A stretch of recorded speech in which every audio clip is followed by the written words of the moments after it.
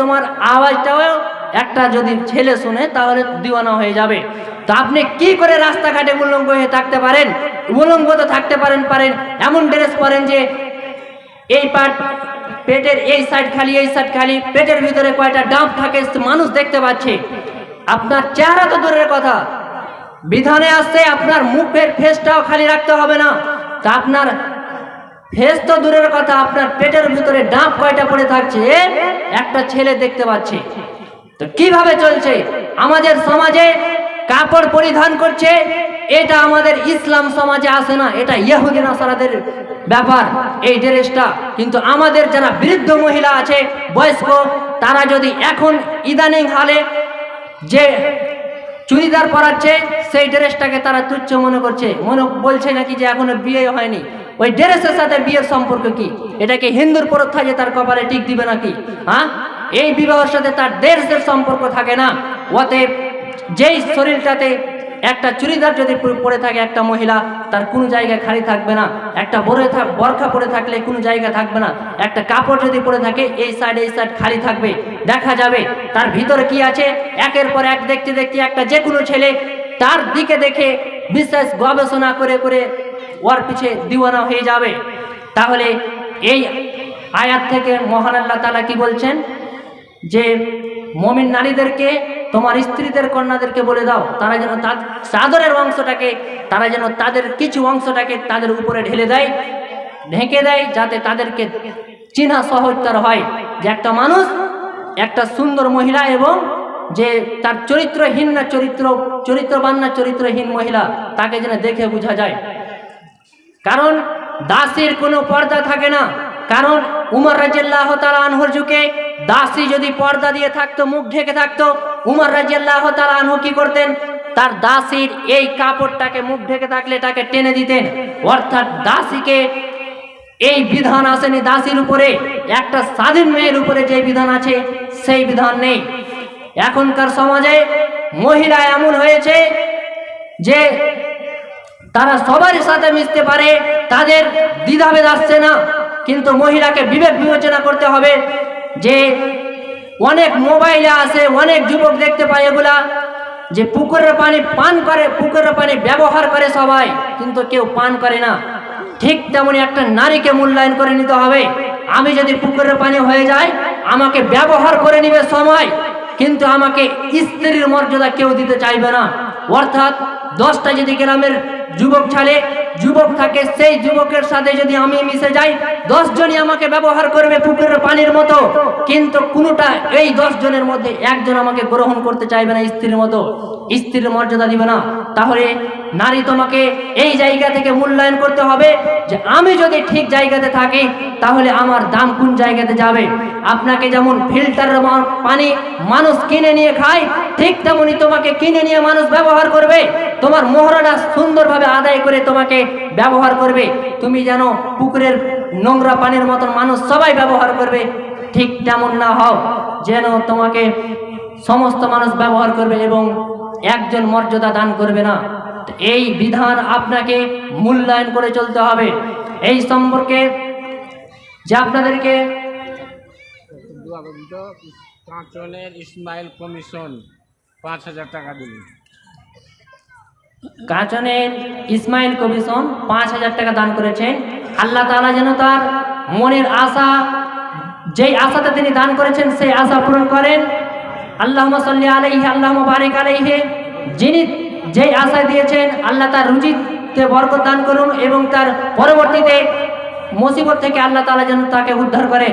তারপরে কাঁচনের হামিজউদ্দিন ঠিকাদার 5,000। কাঁচন হামিজউদ্দিন ঠিকাদার, তিনিও 5,000 টাকা দিয়েছেন। আল্লাহুম্মা সাল্লি আলাইহি, আল্লাহুম্মা বারিক আলাইহি। আল্লাহ তাআলা যিনি তার যেন ধন সম্পদে বৃদ্ধি করেন এবং যেই তার নিয়তে আশাটা দিয়েছেন দানটা, সেই দানটা যেন আল্লাহ তাআলা কবুল করেন এবং পরবর্তী দুনিয়াতে যেন তাকে এই রোজে কিয়ামতের দিন কঠিন পরিস্থিতি থেকে আল্লাহ তাআলা যেন তাদেরকে হেফাজত করেন। এবং আমি যে হাদিস পাঠ করেছিলাম, ইবনে আব্বাস রাদিয়াল্লাহু তাআলা আনহু বলেন আলমার আত আওরাতুন, মহিলা হচ্ছে একটা গোপন বস্তু। ওয়া ইজা খারাজাত ইস্তাসরাফা শয়তান, সেই মহিলাটা যখন রাস্তা দিয়ে বের হয়, শয়তান তাকে অন্যায়ের প্রতি, শয়তান তাকে নগ্নতার প্রতি তাকে উত্তপ্ত করে তোলে। একটা মহিলা হচ্ছে গোপন বস্তু, রাস্তা দিয়ে যাবে, তার মনের ভিতরে শয়তান কুবাসনা উঠাবে, অর্থাৎ শয়তানের তার ভিতরে বাসনা দিবে, খারাপ বাসনা দিবে এবং খারাপ কাজের দিকে তাকে লিপ্ত করবে। মহিলা হচ্ছে গোপন বস্তু। তা এখান থেকে চিন্তা করেন তো, গোপন বস্তু ওই, আর এখন আমাদের সমাজে মহিলা থাকছে বাইরে, অর্থাৎ ওই যাচ্ছে বাজারে, আর পুরুষ থাকছে বাইরে বাড়ির ভিতরে। তো উল্টো যুগ হচ্ছে না, হয় না? সমাজ একেবারে উল্টো। এই সম্পর্কে মহান আল্লাহ তাআলা কোরআনের মধ্যে বলেন, দেখেন, ওয়ালকাওয়াইদু মিনান নিসাইল্লাতি লা ইয়ারজুনা নিকাহান ফালাইস ওয়ালকাওয়াইদু মিনান নিসাইল্লাতি, যে মহিলাগুলো বৃদ্ধ বয়সে পৌঁছে গিয়েছে, লা ইয়ারজুনা নিকাহান, তারা বিবাহের কোনো আশা আকাঙ্ক্ষা রাখে না। যে মহিলাগুলো বয়সপ্রাপ্ত হয়ে গিয়েছে, যারা বিবাহ রাখার কোনো আশা রাখে না। আবুল মাস্টার 500 টাকা দান করেছেন। আল্লাহুম্মা সাল্লি আলাইহি, আল্লাহুম্মা বারিক আলাইহি। আল্লাহ তাআলা যেন তার মনের বাসনা পূরণ করেন। যেই উদ্দেশ্যে তিনি দান করেছেন, আল্লাহ তাআলা যেন তার রুজিতে বরকত দান করেন। ওয়াল কাওয়াইদু মিনান নিসাইল্লাতি, যে মহিলাগুলো বিবাহের আশা আকাঙ্ক্ষা রাখে না, যারা অতি বয়স প্রাপ্ত হয়ে গিয়েছে, সেই মহিলাগুলো যদি তাদের চাদরের কিছু অংশ, তাদের বরখা কাপড় যদি কিছু খোলা রেখে দেয়, তাহলে ফালাইসা আলাইহুন্না জুনাহুন, তাদের উপরে কোনো পাপ চাপে না, তাদের কোনো অন্যায় অপরাধ হবে না। এই আয়াতটার সরাসরি এই সমাজে বিরোধিতা করা হচ্ছে। একটা বৃদ্ধ, অর্থাৎ আমাদের দাদি নানির বয়স যে মহিলা আছে, তারা যদি তাদের কাপড়টার কিছু অংশ খুলে রেখে যায়, অর্থাৎ তাদের বয়সের সাথে সাথে তাদের দিমাগটা কিছু কমে যায়, তো তাদের ব্যাপারে মহান আল্লাহ তাআলা কঠোরতা করেনি যে তার উপরে কোনো বিধান আসবে না, অর্থাৎ তার উপরে অন্যায় অত্যাচার গুনাহ চাপবে না। কিন্তু সমাজে সেই মহিলাটাই সুন্দরভাবে পর্দা করছে, 80 বছরের বৃদ্ধ নারী পর্দা করছে সুন্দর করে, আর এই 18 বছরের যুবতী, 20 বছরের যুবতী ওই বেহায়াপনা ড্রেস পরে রাস্তায় ঘুরছে। তার দিকে যেন 36টা ছেলে দেখে এবং তার প্রতি উৎসাহ হয়, এবং সে যেন তার প্রতি উৎসাহ হয়ে থাকে, অর্থাৎ তার দিকে দেখবে এবং সেই ছেলে তার দিকে দেখে নগ্নতার প্রতি ভিড়বে শয়তানের কাজে, আর সেও ভুলবে। এই সম্পর্কে নবী করিম সাল্লাল্লাহু আলাইহি ওয়াসাল্লাম বলছেন, আবু হুরায়রা রাদিয়াল্লাহু তাআলা আনহু বলেন, হাদিস, 2 শ্রেণীর মানুষ আছে, তাদেরকে আমি এখনো দেখিনি, তারা জাহান্নামে প্রবেশ করবে। তার মধ্যে হচ্ছে একদল নারী, নিসাউন, তারা হচ্ছে মহিলা, কাসিয়াতুন, কাপড় পরিধান করে, আরিয়াতুন, উলঙ্গ, মুমিলাতুন, তারা নিজেদের প্রতি পুরুষদেরকে আকৃষ্ট করে, ও মুমিলাতুন, এবং তারাও পুরুষদের প্রতি ঝাঁপিয়ে পড়ে। রুউসুহুন্না কাআসনামাতিল বুকতিল মাইলাত, তাদের চুলগুলা হচ্ছে, চুলের বেনি বানছে তারা বক্তি উটের নায়ের মতো। সেই মহিলাগুলা লা ইয়াদখুলুনাল জান্নাতা, জান্নাতে প্রবেশ করা তো দূরের কথা, জান্নাতের তারা সুগন্ধ পাবে না।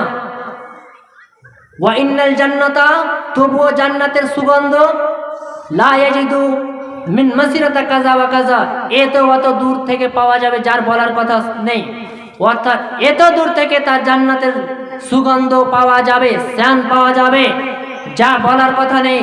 তবুও সেই মহিলাগুলা জান্নাতে যাওয়া তো দূরের কথা, তার সুগন্ধটাই পাবে না। এই মহিলা বর্তমান সমাজে চলছে না, চলে না? পোশাক পরে থাকছে, সেই পোশাককে মনে হচ্ছে উলঙ্গ হয়ে আছে। পৃথিবীর মানুষকে সে এইভাবে সেই শয়তানের প্রতি, পুরুষদেরকে সে নগ্নতার প্রতি নিয়ে আসছে। একটা মহিলা যদি পারে যে সে নিজেকে পর্দার ভিতরে অবলম্বন করে থাকতে, হাজারো পুরুষ তার পিছনে ঝুঁকবে, অর্থাৎ তাকে খুঁজে বের করে নিয়ে চলে যাবে। আর সেই যদি নগ্নতার প্রতি থাকে, তাহলে হাজারো পুরুষ তাকে ব্যবহার করবে, কিন্তু তাকে ঠিক মর্যাদা স্থান তাকে দান করবে না। আমাদের সমাজে, এই সমাজে নারীদেরকে এই জিনিসগুলা মূল্যায়ন করে চলতে হবে যে আমরা এমন কোনো নারী না হই, আমরা জাহেলি যুগের মতো নারী না হয় যে আল্লাহ তাআলা কঠোরতা নিষেধ করেছেন যে তাদের ব্যাপারে আমরা যেন প্রদর্শন না করি, তাদের মতো যেন আমরা এই পৃথিবীর বুকে জীবন যাপন না করি, যাতে আমরা তাদের স্থান অর্থাৎ জাহেলি যুগের মতন আমরাও হয়ে আমরা যেন জাহান্নামে না আমরা প্রবেশ করতে পারি। এই সম্পর্কে একটা পুরুষ এবং নারীদেরকে কিভাবে জিনিস আদান প্রদান করতে হবে এই সম্পর্কে মহান আল্লাহ তাআলা বলছেন, ওয়াইদা সাআলতুমুহুন্না মাতাআন ফাসআলুহুন্না মিন ওয়ারাই হিজাবিন যালিকুম আতহারু লিকুলুবিকুম ওয়া কুলুবুহুন্না। পুরুষেরা রে শুনে নাও, মহিলারা রে শুনে নাও, তোমরা যখন একটা নারী একটা পুরুষের কাছে কোনো যাবতীয় কাজকর্মের জিনিস চাইবে, একটা নারী যখন একটা পুরুষের কাছে কোনো কাজের জিনিস চাইবে, একটা পুরুষ যখন একটা নারীর কাছে কোনো যাবতীয় কাজের জিনিস চাইবে, তখন তোমরা পর্দার আড়াল থেকে তা চাও, সেই কাজের ব্যবহারের জিনিসটা পর্দার আড়াল থেকে চাও। এটা তোমাদের এবং তাদের অন্তরটাকে পবিত্র রাখার জন্য যথেষ্ট। একটা পুরুষ যদি একটা নারীর কাছে একটা কাজের জিনিস চাই, তাহলে পর্দার আড়াল থেকে চাইতে হবে। তাহলে পর্দার বিধানটা কেমন? এই জায়গাতে মহান আল্লাহ তাআলা বলছেন যে একটা নারী যদি একটা পুরুষের কাছে কাজকর্মের জিনিস চাই, তাহলে যেন পর্দার আড়াল থেকে চাইতে হয়। না হলে দেখেন, নবী করিম সাল্লাল্লাহু আলাইহি সাল্লামকে একজন মহিলা একটা বই দিয়েছিলেন, একটা কিতাব দিয়েছিলেন। তা আল্লাহ নবী তার হাত দেখে অনুভব করতে পারলেন না যে সেটা ছেলের হাত না মেয়ের হাত। তখন নবী করিম সাল্লাল্লাহু আলাইহি সাল্লামের কাছে খবর এলো যে সেটা মহিলার হাত। তখন আল্লাহ নবী বলছেন যে যদি এটা মহিলার হাত হয় তাহলে হাতে মেহেন্দি রং লাগায় না কেন? অতএব মহিলাদেরকে হাতে মেহেন্দি লাগাতে হবে। এখান থেকে কথা হচ্ছে কি, যে আল্লাহ নবী পর্দার আড়াল থেকে বইটা পেয়েছে হাতে। তো এই সম্পর্কে আল্লাহ তাআলা বলছেন, পৃথিবীর মানুষ, তোমরা যখন নারী পুরুষের সাথে আপোষে কোনো জিনিস নেওয়া দেওয়া করবে, তখন তোমরা পর্দার আড়াল থেকে ডাইরেক্ট ভাবে একটা পুরুষের সাথে যেভাবে